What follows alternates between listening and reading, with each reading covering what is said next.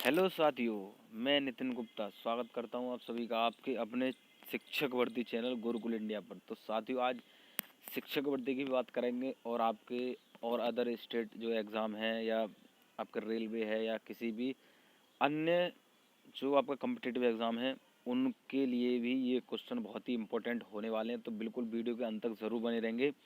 आज बात करेंगे आपके हिंदी व्याकरण के कुछ प्रश्नों की बात करेंगे, बहुत ही इंपॉर्टेंट प्रश्न हैं और ये प्रश्न बहुत ही सिलेक्टेड हैं। एक एक क्वेश्चन बहुत ही छांट के लाया गया है आपके लिए। तो बिल्कुल ध्यानपूर्वक समझते हुए चलेंगे। आपको ये क्वेश्चन देखने के बाद खुद महसूस होगा कि हाँ, हमने कुछ नया पढ़ा है। ठीक है, कुछ साथियों ने ये पढ़ रखा होगा लेकिन उन्हें इसमें नई नई चीज़ें आपको जानने को मिल जाएंगी। तो बिल्कुल वीडियो के अंत तक ज़रूर बने रहेंगे। और उन साथियों से रिक्वेस्ट करूँगा जो साथी इस चैनल पर पहली बार आए हैं, पहली बार वीडियो को देख रहे हैं, तो एक बार क्या करेंगे, चैनल को सब्सक्राइब कर लेंगे और बेल आइकन को भी प्रेस कर लेंगे, जिससे कि आने वाली नेक्स्ट वीडियो को नोटिफिकेशन उन तक तुरंत पहुंच सके। बिल्कुल इस चैनल पर आपकी फ्री ऑफ कॉस्ट तैयारी कराई जाती है, तो अपने साथियों को भी जोड़ेंगे। और जितने साथी वीडियो में अभी जुड़ चुके हैं वो क्या करेंगे, एक बार सभी वीडियो को लाइक करेंगे और क्या करेंगे, अपने साथियों को शेयर भी ज़रूर कर देंगे। ठीक है, चलिए क्लास को हम स्टार्ट करेंगे। और मैं ये आपसे रिक्वेस्ट कह सकते हैं, आप एक पेन पेपर हाथ में लेंगे आप ज़रूर, जिससे कि कोई भी इम्पोर्टेंट पॉइंट लगे तो आप उसको नोट करते हुए बिल्कुल। चलिए, तो इसमें पहला क्वेश्चन है कि भाषा की सबसे छोटी इकाई है। तो ये क्वेश्चन तो आपने पढ़ रखा होगा, लेकिन मैं इसमें ऐसी चीज़ें बताऊंगा जो आपने नहीं पढ़ी होंगी। ठीक है, तो भाषा की सबसे छोटी इकाई शब्द होती है, व्यंजन होती है, स्वर होती है, वर्ण होती है। अब आपने पढ़ रखा हुआ है कि वर्ण होती है। ठीक है, तो ये तो आपको पता है वर्ण है। अब मैं इसमें बता दूं कि अगर वर्ण नहीं दे रखा हो, क्या है ये नहीं दे रखा हो, तब आपको क्या लगाना है। देखिए, वर्ण की जगह पर अगर आपको कहीं भी ध्वनि देखने को मिल जाएगी, क्या है, ध्वनि देखने को मिल जाएगी, तो आपको क्या लगा देना है, ध्वनि लगा देना है। ठीक है, क्या है, ध्वनि लगा देना है। अब ध्वनि से भी अगर काम नहीं चले, मतलब ध्वनि नहीं दे रखी होगी, तब आपको क्या लगाना है, अगर आपको कहीं भी अक्षर देखने को मिल जाएगा, क्या लग जाएगा, क्या देखने को मिल जाएगा, अक्षर देखने को मिल जाएगा, तो आपको क्या लगा देना है, अक्षर लगा देना है। ठीक है, समझ में आ रही बात, आ रही आपकी जो है, क्या है, बात समझ में आ रही होगी आपके। अगर वर्ण नहीं दे रखा है, ध्वनि दे रखी है, तो आपको ध्वनि लगा देना है। और अगर ध्वनि नहीं दे रखी है, अक्षर दे रखा है, तो आपको अक्षर लगा देना है। ठीक है, अगर इन दोनों में, अब मैं आपको फिर बता दूं कि अगर अक्षर दे रखा है या वर्ण या ध्वनि में से एक दे रखा है, तो आपको इन दोनों के साथ जाना है। ठीक है, प्राथमिकता किसको देनी है, वर्ण दे रखा है तो वर्ण देनी है, ध्वनि दे रखी है तो ध्वनि देनी है, अक्षर दे रखा है तो अक्षर देनी है। ठीक है, प्राथमिकता हमेशा वर्ण को देनी है। अब ये याद रखना है कि वर्ण, देखिए मैं फिर दोबारा से आपको समझा दूं, यहाँ पर बस इसी क्वेश्चन को समझ लेंगे, क्योंकि 2 से 3 तरीके से आपको ये क्वेश्चन पूछने को मिल जाता है। वर्ण दे रखा है, अगर वर्ण के साथ साथ ध्वनि भी दे रखी है, ये बहुत ही इंपॉर्टेंट जो पॉइंट है मैं बताने जा रहा हूँ आपको। अगर वर्ण के साथ साथ ध्वनि दे रखी है, तब आपको क्या लगा देना है, आपको ध्वनि लगा देना है। ठीक है, कोई भी नहीं बताएगा, ये बात समझ लेंगे, क्योंकि ज़्यादातर जो हमारे साथी हैं वो एग्जाम में यही क्वेश्चन गलत करके आ जाते हैं कि अगर ध्वनि दे रखी होगी और वर्ण दे रखा होगा तो वो क्या वर्ण को लगा के आते हैं, लेकिन वो आपका आंसर गलत माना जाएगा। ठीक है, क्योंकि भाषा की सबसे छोटी, मतलब जहाँ से अब आपकी भाषा स्टार्ट होती है वो आपकी ध्वनि से ही स्टार्ट होती है। जब हम ऐसे मान लीजिए, अगर वर्ण एकदम से तो आया आया नहीं है, जब हमने बोलना शुरू किया है, एक दूसरे के सामने बोला है, ध्वनि के रूप में प्रयोग किया है, तभी तो वो वर्ण के रूप में है। मतलब जो लिखित रूप में प्रयोग किया गया है वो आपका वर्ण है, और बोलने के रूप में जो है वो आपका ध्वनि है। बात समझ में आ रही होगी। चलिए, तो इतनी बात क्लियर हो गई। अगर क्लियर होगी, समझ में आ गई, तो एक बार क्या वीडियो को लाइक कर देंगे। चलिए, क्वेश्चन अगला देख लेंगे कि वर्णमाला किसे कहते हैं। ठीक है, तो ये तो आपने पढ़ रखा होगा, वर्णमाला के वर्णों के समूह को, या ऐसा करके कोई पढ़ रखा है, लेकिन जो एग्जैक्ट आपको जानना है परिभाषा क्या होती है, तो इसमें देख रखा है शब्द शब्द समूह को, शब्द गणना को, वर्णों के व्यंजन को, संकलन को। देखिए, मैं यहाँ सारी चीज़ बता रहा हूँ, ऑप्शन से ही मतलब नहीं है। वर्णों तथा व्यंजनों को, स्वरों तथा व्यंजनों को, शब्दों के समूह को, वर्णों के समूह को, इस प्रकार को देखने को मिल जाएगा। वो आपको कोई भी नहीं लगाना है। क्या लगा देना है, वर्णों के व्यवस्थित समूह को। क्या है, वर्णों के व्यवस्थित समूह को। कहीं भी आपको देखने को मिल जाए वर्णों के व्यवस्थित समूह को क्या कहते हैं, वर्णमाला कहते हैं। अब व्यवस्थित क्यों कहा गया, ये देखिए समझ लेंगे। व्यवस्थित इसलिए कहा गया है कि जहाँ पर आपको स्वर एक स्थान पर मिलेंगे, व्यंजन एक स्थान पर मिलेंगे, अयोगवा वर्ण होंगे वो अपने एक स्थान पर मिलेंगे, संयुक्त व्यंजन होंगे वो अलग स्थान पर मिलेंगे। तो इस प्रकार जो डिवाइडेशन, मतलब व्यवस्थित करके जो वर्णों को रखा गया है, वो आपका क्या, वर्णमाला कहलाता है। समझ में बात आ रही है। जैसे स्वरों को हमने पहले रखा है, यहाँ पर स्वर कितने होते हैं हमारे, 11 होती हैं। क्या होते हैं हमारे 11 होते हैं, कुछ 13 लगाते हैं साथ ही। तो 13 तब होती है जब वो ध्वनि होती है, क्या है, जब ध्वनि हमारी होती है वो 13 होती हैं जिनमें आपके अयोगवत जुड़ जाते हैं। समझ लें आप बात क्या है, आप बात को समझ लेंगे कि अगर ध्वनि की बात आ जाएगी, ध्वनियों की संख्या कितनी है तो आप 13 लगाएंगे, और स्वरों की बात कहीं भी आ जाएगी तो आपको 11 लगा देना है, ठीक है। क्योंकि ये साथ ही हमारे कुछ क्वेश्चन कर रहे थे कि सर इनमें हम कंफ्यूज हो जाते हैं कि 13 दे रखा है स्वर और 11 दे रखा है, तो कभी 13 भी सही होता है। तो 13 जब सही होगा, अगर कुल स्वरों की बात आ जाएगी, कुल स्वर या ध्वनियों की बात आ जाएगी तब आपको 13 लगा देना, लेकिन स्वर की बात आ जाएगी तो आपको 11 लगा देना, ठीक है। व्यंजन की भी बात करूंगा, व्यंजन आपको 33 कहीं देखने को मिल जाता है। सारी चीज़ें क्लियर करते हुए चलेंगे। अगर आपको डिटेल में जानना है तो वर्णमाला की मैंने वीडियो बना रखी है, आप प्लेलिस्ट में जाकर देख सकते हैं, पूरी डिफाइन करके वो पूरा समझाया गया है बिल्कुल, ठीक है। तो व्यंजन की बात आ जाएगी तो कहीं भी 33 लगाएंगे। अब टोटल 52 की बात आ जाती है कि स्वर और व्यंजन मिला के 52 होते हैं, तो ये मैंने पूरी स्कीम सारी चीज़ें बता रखी है कैसे 52 बैठते हैं, तो उसको जाकर जरूर देखेंगे। अगर मैं सारी चीज़ें यहीं बता दूंगा तो आप वहाँ जाकर नहीं देखेंगे, ठीक है। जो जो मेरे बस का है, मतलब यहाँ पर जितना मैं बता सकता हूँ, क्योंकि वीडियो लंबी हो जाएगी तो बिल्कुल इसके लिए अब वो वीडियो देखनी पड़ेगी, ठीक है। तो ये चीज़ तो समझ में आ गई। 52 है, तो 52 जो वर्ण हैं उनको व्यवस्थित रूप में रखा गया है, वो आपका वर्णमाला में आता है, ठीक है। चलिए, कभी भी आपको देखिए समूह में आ जाए, वर्णों के समूह को या इस प्रकार का आ जाए, वो नहीं लगाना, व्यवस्थित समूह को, ये आपको याद रखना। मतलब एक पॉइंट याद रखना है, एक एक जो वर्ण है वो याद रखना, व्यवस्थित, ठीक है। तो वर्णमाला उसे कहते हैं, ठीक है। चलिए, क्वेश्चन अगला बात करेंगे। अगले आपके निम्न में से कंठ्य ध्वनियाँ कौन सी हैं। अब देखिए कंठ्य ध्वनियाँ मैंने बता रखी है, उच्चारण स्थान से क्वेश्चन आया हुआ है आपका। उच्चारण स्थान से 3 से 4 क्वेश्चन आपके आ जाते हैं हर एग्जाम में, कोई सा भी एग्जाम है, यूपीएससी है, यूपी पुलिस है, या आपका देखिए यूपी टेट, सी टेट है, ठीक है। इनमें आज आपके 2 से 3 क्वेश्चन आपके आ ही जाते हैं, ठीक है। सुपर टेट भी आ रहा है आपका, ठीक है। तो ये सारे एग्जामों के लिए बहुत ही इंपॉर्टेंट होने वाली वीडियो, तो ध्यानपूर्वक समझेंगे और वीडियो के अंत में ज़रूर बताएंगे कि क्वेश्चन आपको कैसे लगे, ठीक है। चलिए, तो कंठ्य ध्वनियाँ देखिए, कंठ्य ध्वनियाँ मैंने बता दी। का से देखिए, का देखिए शॉर्ट ट्रिक बता दूंगा। का से आपका का वर्ग आता है, का से आपका का वर्ग आता है। तो का वर्ग में जितने भी व्यंजन आते हैं मैं बता दूं, देखिए आपके जो वर्णमाला है, अभी मैंने अभी आपको बताया था, तो वर्णमाला में हमारे जो है 5 वर्ग होते हैं। क्या होते हैं, 5 वर्ग होते हैं। 5 वर्ग में हमारे 25 क्या होते हैं, वर्ण होते हैं। क्या है, 25 वर्ण होते हैं। क्या होते हैं, 25 वर्ण होते हैं। 5 वर्ग याद रखेंगे। अब 5 वर्ग कौन से होते हैं देखिए, ये भी मैं आपको बता दूंगा, सारी चीज़ें नोट करते हुए चलेंगे।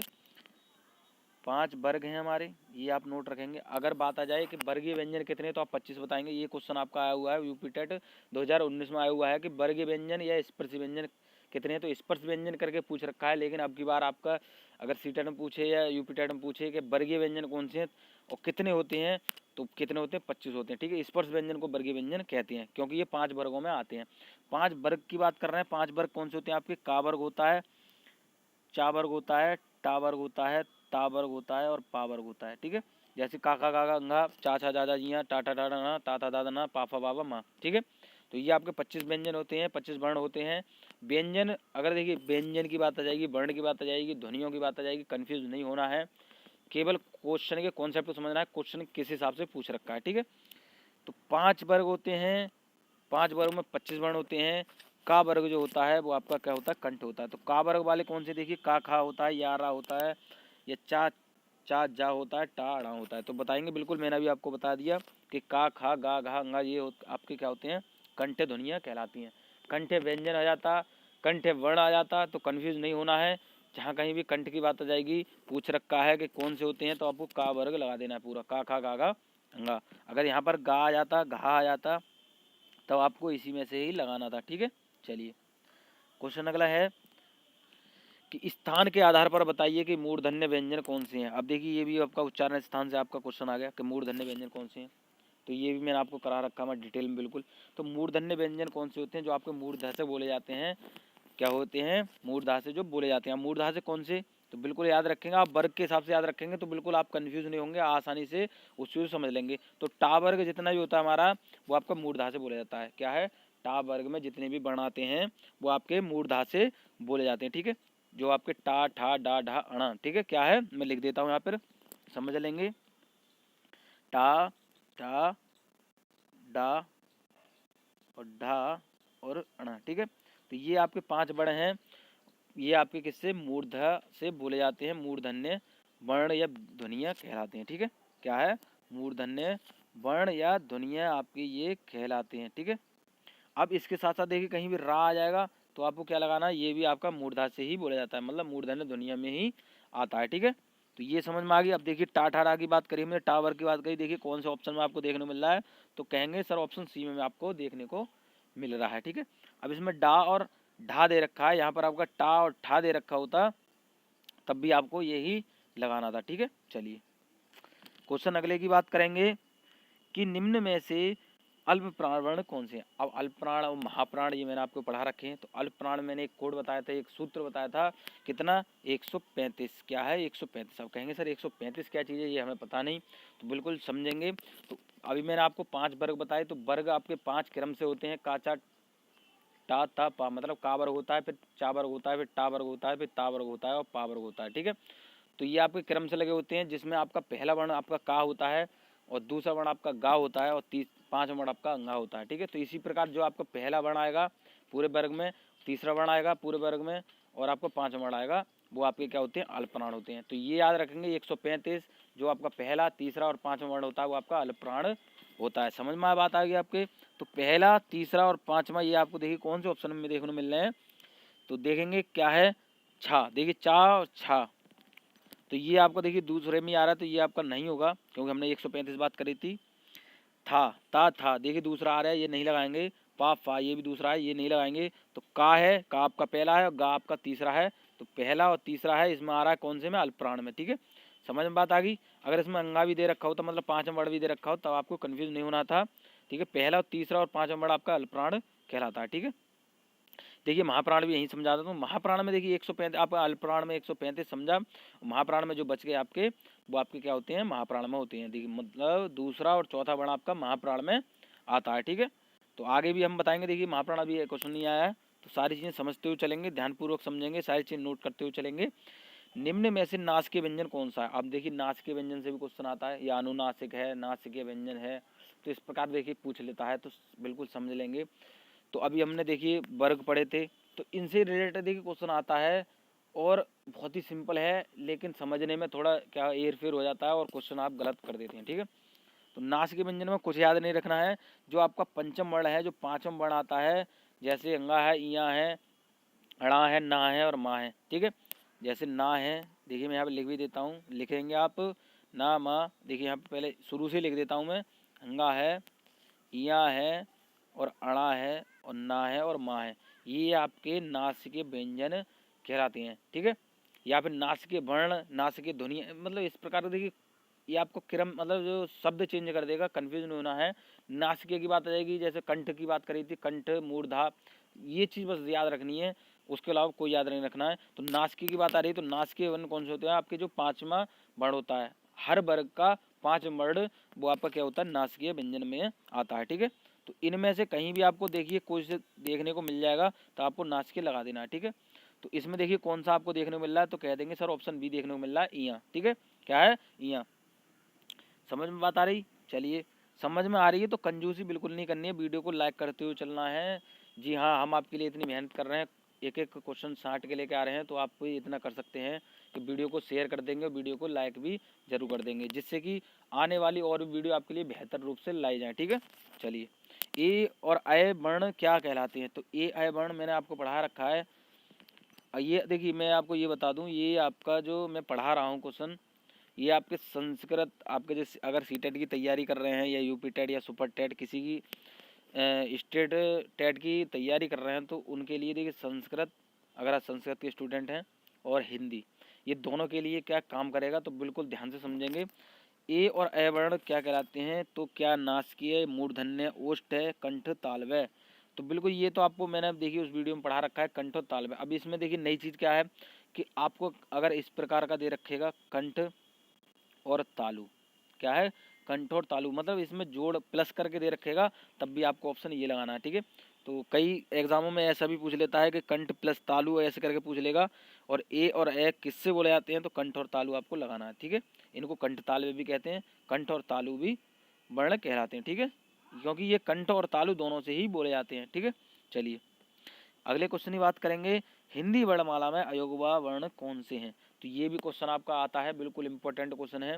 इनमें दो चीज़ें बताऊंगा, पहले तो अयोगवा वर्ण जान लेंगे कौन सा है, तो आ है छोटा बड़ा है या ई है, ई है बड़े मतलब बड़ी है, और ऊ है बड़ा ऊ है, या अंग और अ है। तो बिल्कुल बता देंगे, ये तो आपने पढ़ रखा होगा, अंग और अ है। ठीक है, अब इसमें जो चिन्ह पूछ लेगा कि योग व चिन्ह कौन से हैं, तब आपको ये बस ये याद रखना है, जिसमें जो अंक की बिंदी है जो ऊपर लगी हुई है, और ये आपका विसर्ग कहते हैं इसको, तो ये भी आपके अयोगवा में आते हैं। ठीक है, चिन्ह की बात आ जाएगी तो आपको ये लगा देने हैं, और अगर वर्ण की बात आ जाएगी तो अंग और अ ये लगा देने हैं। ठीक है, संख्या कितनी होती है, 2 होती है। क्वेश्चन आता है अयोगवा वर्ण कितने हैं, तो 2 लगाएंगे। संस्कृत में आपके 4 होते हैं, ये मैंने पढ़ा रखा है, आप जाकर देख सकते हैं संस्कृत वीडियो में, संस्कृत वर्णमाला पढ़ा रखी है।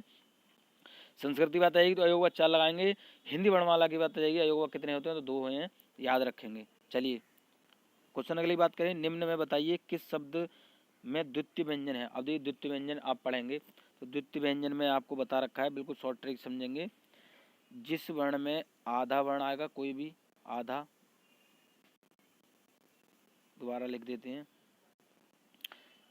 जिस वर्ण में आधा वर्ण आएगा और उसी का ही मिलता जुलता पूरा वर्ण आएगा। ठीक है, ठीक है, तो ये आपका क्या है, द्वितीय व्यंजन में आते हैं। अब देखिए जैसा एग्जाम्पल के द्वारा समझ लेते हैं, जैसा आपका इसी में ऑप्शन देख लेते हैं, तो दिल्ली आपका क्या है, द्वितीय वर्ण कहलाएगा, द्वितीय व्यंजन कहलाएगा। ठीक है, कुछ भी समझ लेंगे।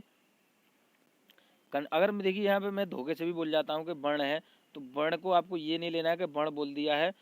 क्वेश्चन में अगर ऐसे मिसप्रिंट भी होता है, व्यंजन के वर्ण भी आ जाता है, तब आपको केवल पहला जो शब्द दे रखा है उसको याद रखना है, द्वितीय व्यंजन। ठीक है, उससे पीछे वाले से कोई मतलब नहीं, जैसे मैंने कंठ ध्वनिया या कंठ व्यंजन, कंठ वर्ण, तो वो पीछे से मतलब नहीं है। जो कॉन्सेप्ट आपको पूछ किससे रखा है वो आपको याद रखना है। तो द्वितीय की बात आ रही है, तो जब कहीं भी आधा वर्ण और पूरा वर्ण दोनों आते हैं, तब आपके वो क्या होते हैं, द्वितीय व्यंजन कहलाते हैं। अब जैसे मैं बात करूँ, जैसे मामा है या चाचा है, इनमें आपको कन्फ्यूजन होना है, ये आपके द्वितीय व्यंजन नहीं कहलाते हैं। क्या नहीं कहलाते हैं, तो समझ रहे हैं, आधा वर्ण भी आना चाहिए उसमें। क्या है, जैसे आपका दिल्ली में आधा ला है और फिर पूरा ला है, ये आपके द्वितीय व्यंजन में आते हैं। ठीक है, चलिए अगले क्वेश्चन में बात करेंगे कि स स सा कौन से व्यंजन कहलाते हैं। अब इसमें आप कंफ्यूज होंगे जरूर, प्रकंपी, स्पर्शी, संघर्षी, स्पर्श संघर्षी, तो क्या है। अब संघर्षी की बात करेंगे, संघर्षी में आपके ये आते हैं, क्या है, ये आते हैं। अब इनके साथ साथ संघर्षी को क्या कहते हैं, देखिए ऊष्म व्यंजन भी कहते हैं, सॉरी, देखिए ऊष्म व्यंजन कहते हैं। ठीक है, और इनकी संख्या कितनी आपकी 4 होती है, क्या होती है, संख्या इनकी 4 होती है। समझ में बात आ गई। संघर्षी की बात आएगी तो क्या लगा देंगे, सास साहा, और इनको क्या कहते हैं, ऊष्म व्यंजन भी कहते हैं। ठीक है, ऊष्म व्यंजन भी कहते हैं। अब मैं यहाँ पर स्पर्शी भी बता दूं कि स्पर्शी कौन से होते हैं, जो मैंने बताया आपको, इनको वर्गीय व्यंजन भी कहते हैं, स्पर्शी व्यंजन भी कहते हैं। इनकी संख्या कितनी होती है, 25 होती है। ये 5 वर्गों के अंतर्गत आते हैं, का वर्ग से पा वर्ग तक। ठीक है, क्या है, का वर्ग से पा वर्ग तक 25 व्यंजन होते हैं। स्पर्शी व्यंजन या स्पर्श व्यंजन या आपका वर्गीय व्यंजन, तो आप कन्फ्यूज नहीं होना है। ठीक है, स्पर्श संघर्ष की बात करेंगे तो चा, छा, जा, झा और इया, ये आपके क्या होते हैं, स्पर्श संघर्षी होते हैं। क्या है, स्पर्श संघर्षी होते हैं, चा, छा, जा, झा, इया। स्पर्शी आपका का से लेके पा वर्ग तक से, और संघर्षी आपके सा सा साहा, सॉरी हाँ, संघर्षी आपके क्या है, सा सा साहा। ठीक है, और ऊष्म व्यंजन भी इनको ही कहते हैं। ठीक है, तो मैं सारी चीज़ें यहाँ बताता हुआ चलता हूँ। स्पर्शी की जगह वर्ग भी दे रखा होगा, ठीक है, और इनकी जगह पर ऊष्म दे रखा है, तब भी याद रखना है। अगर वर्ग की बात आ जाए तो 25 लगाएंगे, और ऊष्म की बात आ जाए तो आप 4 लगाएंगे। ठीक है, चलिए अगले क्वेश्चन की बात करेंगे कि निम्नांकित में से बताइए कि नवीन विकसित ध्वनियाँ कौन सी हैं। नवीन विकसित मतलब जो आपके ज़्यादातर आपके इसमें प्रयोग की जाती हैं, वो आपके क्या लगा देंगे, खा और गा। क्या लगाएंगे, खा और गा, ये आपका इसका प्रयोग ज़्यादा किया जाता है। ठीक है, निम्न में से कौन सा घोष वर्ण है, तो क्या बताएंगे, घोष वर्ण। अब देखिए ये जान लेंगे घोष और अघोष क्या होता है, तो पहले आप अघोष देखेंगे, अघोष क्या कहते हैं और कौन कौन से वर्ण होते हैं अघोष। तो इसमें बस आपको याद रखना है 123, क्या है, 123। और यहाँ पर अगर कहीं घोष की बात करेंगे तो अब क्या रखना है, 45, क्या है, 45। ठीक है, तो ये समझ में आ गया। अभी मैंने कोड आपको अल्पप्राण महाप्राण में बताया था। तो इसी प्रकार आपको घोष और अघोष में पहचानना है कि पहला, दूसरा और तीसरा जो वर्ण है वो आपका घोष के अंतर्गत आता है, और चौथा और पाँचवा आपका क्या होता है, घोष के अंतर्गत आता है। ठीक है, अब इसमें हम वर्ण देख लेंगे कौन सा आपका इसमें मैच कर रहा है। ठीक है, तो घोष की बात यहाँ पर मैंने करी है, तो घोष में हमारा चौथा और पाँचवा वर्ण आना चाहिए। तो का खा, देखिए ये दूसरा है, ये बात नहीं आ रही आपकी। चा आपका पहला नहीं लगाएंगे। माँ की बात करेंगे, पापा बाबा माँ, मतलब पाँचवा वर्ण है, तो ये आपका सही हो जाएगा। टा की बात करें, टा आपका पहला है, ये ठा है या डा है, कोई भी है वो आपका नहीं होगा। मतलब तीसरे वर्ण तक अगर कोई भी वर्ण आएगा वो आपका घोष नहीं कहलाएगा। चौथा और पाँचवा वर्ण होगा तो वो आपका क्या होगा, घोष वर्ण कहलाएगा। ठीक है, चलिए क्वेश्चन अगला देखेंगे कि कौन सा अमानक वर्ण है। तो क्या लगाएंगे, खा है, धा है, या देखिए भा है। अब देखिए ये आपको कुछ अजीब सा लग रहा है, तो यही आपका आंसर होगा। मतलब भा में जो जुड़ा हुआ, मतलब किसी भी वर्ण के साथ दूसरा वर्ण जो जुड़ा हुआ होता है वो आपका अमानक होगा। मतलब इसका कहीं भी प्रयोग नहीं किया गया है। ठीक है, तो बिल्कुल समझ लेंगे। कुछ आपको देखिए वर्ण देखकर ही पता चल जाएगा, कुछ अटपटा सा आपको महसूस होगा, वो आपका अमानक में आ जाता है। ठीक है, चलिए क्वेश्चन देखेंगे अगला कि का, गा, जा, फा ध्वनियाँ किसकी हैं। ये भी क्वेश्चन आता है। संस्कृत की हैं, अंग्रेजी की हैं, अरबी फारसी की हैं, या दक्षिणी भाषाओं की हैं। तो बताएंगे अरबी फारसी की हैं। क्या है, अरबी फारसी। अगर यहाँ पर उर्दू की बात कहीं भी आ जाएगी तब भी आपको यही लगा देना है। देखिए किसी प्रकार पूछ ले क्वेश्चन, गलत नहीं करना है। तो अरबी में अगर नहीं दे रखा है कभी बाय द वे, तो आपको उर्दू लगा देना है। ठीक है, तो याद रखेंगे। अगर यहाँ पर देखिए चार वर्ड देखें, चार की जगह अगर कोई भी दो दे रखे होते फिर भी पूछ लेता, तब आपको यही लगाना था, अरबी फारसी। ठीक है, चलिए हिंदी में मूलतः वर्णों की संख्या कितनी है। देखिए यहाँ पर अभी हमने चर्चा की थी कि स्वर कितने होते हैं, व्यंजन कितने होते हैं, या कुल वर्ण कितने होते हैं। ठीक है, या मूलतः वर्ण आपके कितने होते हैं वर्णमाला में, सारी चीज़ें क्लियर करेंगे।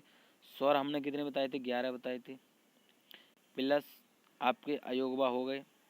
तो इस प्रकार जो आपके जुड़ते चले जाते हैं, इसमें ऊष्म व्यंजन भी आते हैं, संयुक्त व्यंजन भी आते हैं, सारे लगा के आपके कुल वर्ण के लिए कितने कहलाते हैं, 52 कहलाते हैं। क्या, 52 कहलाते हैं। ठीक है, अब जैसे आप कन्फ्यूज हो जाते हैं कि 11 तो सर स्वर होते हैं, 33 हमारे व्यंजन होते हैं, तो ये तो आपके कितने हो गए, ये आपके कितने हो गए, 44 हो गए। क्या हो गए, 44 हो गए। अब कहेंगे सर 6 कहाँ आ गए, तो 6 तब हो जाते हैं जब आपके दो अयोग आ जाएंगे और आपके संयुक्त व्यंजन इसमें जुड़ जाएंगे। ठीक है, क्या है, संयुक्त व्यंजन जुड़ जाएंगे। मतलब जितने भी वर्ण आपके रह जाते हैं बाद में, जो कि आपके स्वर या व्यंजन में नहीं जुड़ पाते हैं, वो आपके सारे लगा के 52 आपके बैठ जाते हैं। ठीक है, तो डिटेल में मैंने पढ़ा रखा है, आप उस वीडियो को देख सकते हैं। तो कितने लगाएंगे, 52 लगा देंगे। ठीक है, कन्फ्यूज नहीं होना है कभी भी। 44 दे रखा होगा या आपका 46 दे रखा होगा, ऐसे ही आपको दे रखा है, 52 भी दे रखा है, लेकिन आपको क्वेश्चन याद रखना है। कुल वर्ण की बात आ जाएगी, ये समझ लेंगे, ये क्वेश्चन आपका आता है, गलत करके जाते हैं ज़रूर। कुल वर्ण की बात आ जाएगी, मूलतः वर्ण की बात आ जाएगी, तब आपको क्या लगा देना है, 52 लगा देना है। या आ जाएगी स्वर तथा व्यंजन वर्णों की संख्या कितनी है, तब आपको 44 लगा देना है। ठीक है, और 46 दे रखा है तो 46 लगाना है, क्योंकि स्वरों में आपके अयोगवा भी कभी कभार जुड़ जाते हैं। ठीक है, समझ में बात आ गई। तो मूलतः वर्ण की बात आ जाएगी तब 52 लगाना है, कुल वर्णों की बात आ जाएगी तो 52 लगाना है। और अगर ऐसी नॉर्मली पूछ लेगा कि वर्णों की संख्या कितनी है वर्णमाला में, तब आपको 44 46 अगर दे रखा है तो लगाना है। ठीक है, कुल की बात है, कुल में आपके सारे आ जाते हैं, तब आपको 52 लगा देना है। ठीक है, समझ में बिल्कुल आ रही होगी आपके, मैं आशा कर रहा हूँ। छा ध्वनि किसके अंतर्गत आती है, तो ये भी आपका आता है मूल स्वर, घोष वर्ण, संयुक्त वर्ण या तालव्य। तो बिल्कुल आपको पता है कितने संयुक्त वर्ण के। अब देखिए यहाँ पर व्यंजन की वर्ण भी दे रखा है, तो मैंने आपको बताया ना, वर्ण दे रखा हो, व्यंजन दे रखा हो, या कोई भी स्वर दे रखा हो, ध्वनि दे रखी हो, तो कन्फ्यूज नहीं होना है। ये आपके पीछे आपको कन्फ्यूज करने के लिए दे रखा है, लेकिन आपको जो पहला शब्द है जिसका रिलेट उससे कर रहा है, ठीक है, वो याद रखना है। तो संयुक्त वर्ण की बात आई तो छा लगाएंगे। इसके साथ साथ आपके 3 और आते हैं, आपको शायद पता होगा। छा होता है, आपका त्रा होता है, और ज्ञा होता है, और आपका सिरा होता है। ठीक है, तो ये आपके 4 होते हैं जो आपके संयुक्त वर्ण या संयुक्त व्यंजन कहलाते हैं। संस्कृत में आपकी इनकी संख्या ज़्यादा होती है, तो ये संस्कृत में आपके नहीं जोड़े जाते हैं। ठीक है, याद दोनों में समझाता हुआ चल रहा हूँ, संस्कृत में आपके नहीं जोड़े जाते हैं। हिंदी में संख्या आपकी निश्चित होती है, 4 होते हैं, छा त्रा ज्ञा सरा। ठीक है, तो ये इनसे भी आपका देखिए, अभी यहाँ पर 6 रखा है, ज़्यादातर ज्ञा से भी पूछ लेता है, क्या है, ज्ञा से भी पूछ लेता है, ये आपका कौन सा वर्ण कहलाता है, तो संयुक्त वर्ण या संयुक्त व्यंजन कहलाता है। ठीक है, तो समझ में बात आएगी। चलिए क्वेश्चन अगला है कि हिंदी शब्दकोश में छा का क्रम किस वर्ण के बाद आता है। तो ये भी बहुत ही इंपॉर्टेंट है, का है, छा है, त्रा है या ज्ञा है, तो बिल्कुल क्या लगा देंगे, का के बाद। ठीक है, शब्दकोश में छा का क्रम किस वर्ण के बाद आता है, तो छा के का के बाद आता है। ठीक है, तो बिल्कुल याद रखेंगे, का आप लगा देंगे, ये क्वेश्चन आपका आता है। ठीक है, चलिए अगले क्वेश्चन की बात करेंगे। ये भी आपका देखिए इंपॉर्टेंट है कि ज्ञा वर्ण किन वर्णों के संयोग से बना है। तो ये देखिए योग से भी आपका एक क्वेश्चन आता है, बिल्कुल समझ लेंगे कि जा प्लस या, अब देखिए जा, अब देखिए इसमें देखिए सब एक से आपको मालूम पड़ेंगे। ठीक है, लेकिन आपको मेन चीज़ जो समझनी है वो आपको क्या समझनी है कि कोई भी वर्ण दे रखा है उसके साथ हलंत लगा हुआ, जो कि आपको ऑप्शन बी में देखने को मिल रहा है। पहले आप समझ लेंगे, ऑप्शन बी में आपको देखने को मिल रहा है वो आपका सही है। मतलब कोई भी वर्ण है उसके साथ अगर ये देखिए चिन्ह में लगाया, ये आपका हलंत है। कोई भी वर्ण जो हलंत के साथ मिलता है वो आपका ऑप्शन बिल्कुल सही होता है। ठीक है, अब देखिए और मैं देखिए ये तीनों आपको जो ऑप्शन दे रखे हैं उनमें देख लूँ, तो जा है, इसमें भी नहीं दे रखा है, इसमें भी नहीं दे रखा है, इसमें भी नहीं दे रखा है, तो इसके साथ दे रखा है, तो ये आप लगा देंगे। लेकिन ये भी समझ लेंगे किसके योग से बनना है, तो जा और इया मिला के आपको ज्ञा बनता है। और इनके साथ साथ तीन वर्णों की बात कर लूँगा जो हमने अभी पढ़े थे, छा, त्रा, ज्ञा और श्रा। ठीक है, ये आपके कैसे कैसे बनते हैं, ये का बनेगा और शा बनेगा। अब आपको ऐसे देखने को मिल जाएगा, ये आपको गलत माना जाएगा जब तक कि इस पर हलंत नहीं लग जाएगा। ठीक है, तो ये आपका सही हो जाएगा। त्रा की बात करेंगे तो ता और रा, क्या है, ता और रा, जिसमें हलंत होगा, तो ये आपका इससे रिलेट हो गया। ज्ञा का मैंने बता दिया, श्रा का आपको बताएंगे, सा होगा सिटी वाला और रा होगा जिसमें हलंत होगा, वो आपका श्रा कहलाएगा। ठीक है, तो ये चारों मैंने बता दिए, इनसे भी अगर कहीं से भी आपका क्वेश्चन आएगा तो आप गलत नहीं करेंगे। ठीक है, चलिए तो क्वेश्चन अगला है कि अघोष वर्ण कौन सा है। तो अघोष वर्ण अभी बताया था मैंने, बिल्कुल आप बताएंगे क्या है, 123। क्या है, 123। तो ये आप क्या है, देखिए 19वां क्वेश्चन है, ये आंसर आप कमेंट में करेंगे, ये मैं नहीं बताऊंगा क्योंकि मैंने अभी आपको पीछे ही बताया। ठीक है, तो इसमें देख के बताएंगे अघोष वर्ण कौन सा है। चलिए तो क्वेश्चन अगला है कि क्वेश्चन 20 देखेंगे कि घा का उच्चारण स्थान कौन सा है। तो बिल्कुल मैंने ये भी क्वेश्चन आपको पीछे बिल्कुल बता दिया था। क्या, का के वर्ण में इतना बता रहा हूँ कि का वर्ग में ये आपका आएगा, क्या है, का वर्ग में ये आपका आएगा। तो ये मैं आपको कमेंट में देखूंगा और अगली वीडियो में उन दोस्तों का नाम लूंगा जिन्होंने आपका आंसर इस क्वेश्चन, दो क्वेश्चन जो मैंने दिए हैं इनका आंसर सही दिया है, अगले वीडियो में उनका नाम लिया जाएगा। ठीक है, कि इन्होंने आपका आंसर सही किया है। ठीक है, तो मैं आशा करता हूँ साथियों का आपको ये वीडियो बिल्कुल अच्छी लगी होगी। बहुत ही सिलेक्टेड क्वेश्चन है और उनसे रिक्वेस्ट करना चाहता हूँ कि जितने भी साथी चैनल पर पहली बार आए हैं, एक बार मेरी तरफ से मैं कहना चाहता हूँ चैनल को सब्सक्राइब कर लेंगे और क्या है वीडियो को शेयर भी करेंगे अपने साथियों के साथ, जिससे कि और बेहतर से बेहतर आपकी वीडियो को लाया जाए। ठीक है, तो बिल्कुल मिलते हैं अगली वीडियो में। मैं ऐसी लेटेस्ट वीडियो आपके लिए लेकर आता रहूँगा। वीडियो देखने के लिए धन्यवाद।